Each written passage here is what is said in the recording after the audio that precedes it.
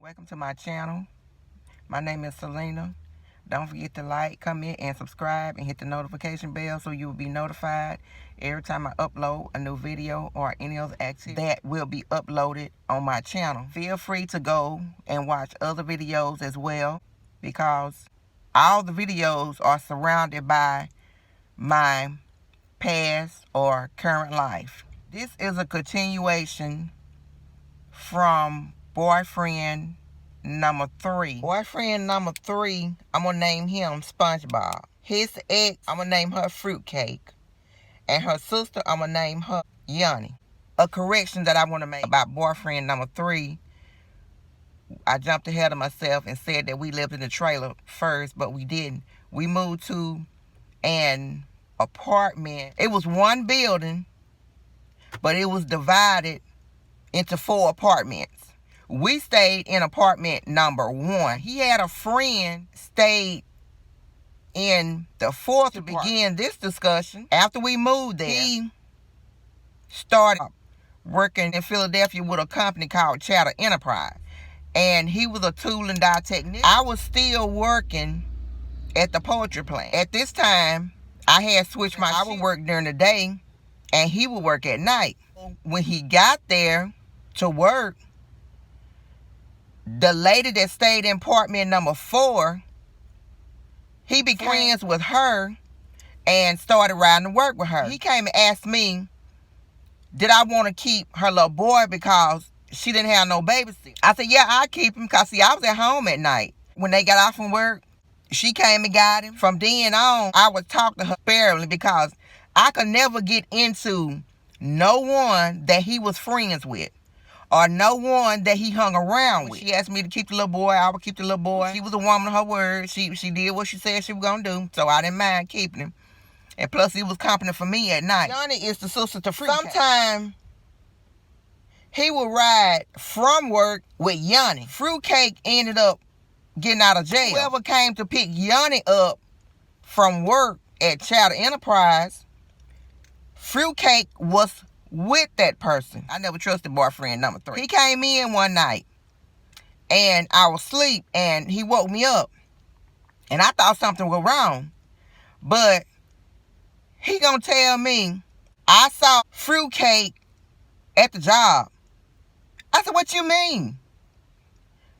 And he said that when came and picked up Yanni, Fruitcake rode with him, and that Fruitcake was trying to get back with him. Fruitcake is the baby mama. All I know, I didn't want the mess in my life. I told him like this. I said, well, I don't have nothing to do with that. I said, that's in between y'all have a child together, or y'all don't have to deal with that. There's nothing I can do with that.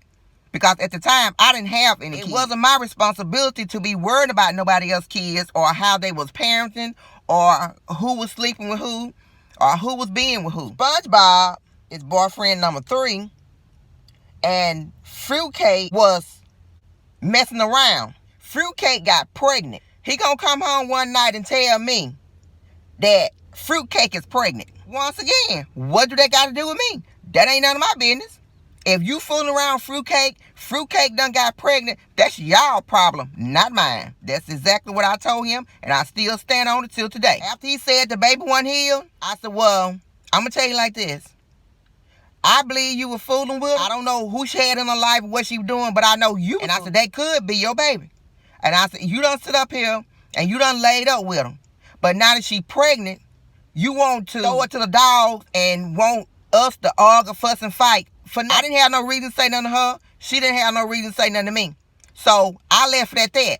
I was not finna involve myself in that mess, because it had nothing to do with me, because I did not have children with him at the time. I guess he called himself broke it off with her. It got so bad and they were so involved with each other, or however it was, everywhere we went, she was there. If we went to the store, she was there.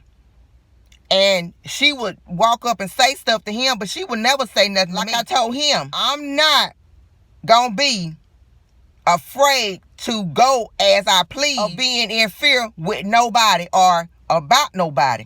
And I say, you need to straighten that mess out. So like that, I said, you wrong.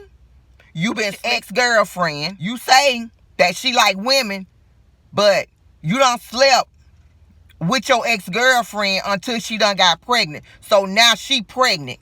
And now you want to run back and tell me different. The situation got so bad where we were just arguing all the time. So I moved out. A couple weeks later, he came back crying.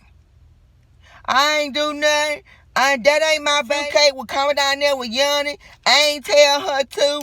I ain't even know. Yeah, you knew. Because you told her when they come and pick you up to bring you home. By this time, the lady that stayed in apartment 4, she done moved riding from work with Yanni, which is the sister to the ex-girlfriend that was fun. Bob just kept on. Then we moved to the trailer.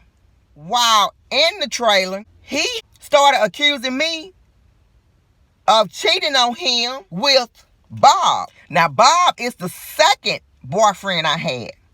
Bob stayed around the corner from us. I think a White House. I guess somebody told him. Because he come in from work. Oh, you done been with your boyfriend? I'm like, what boyfriend?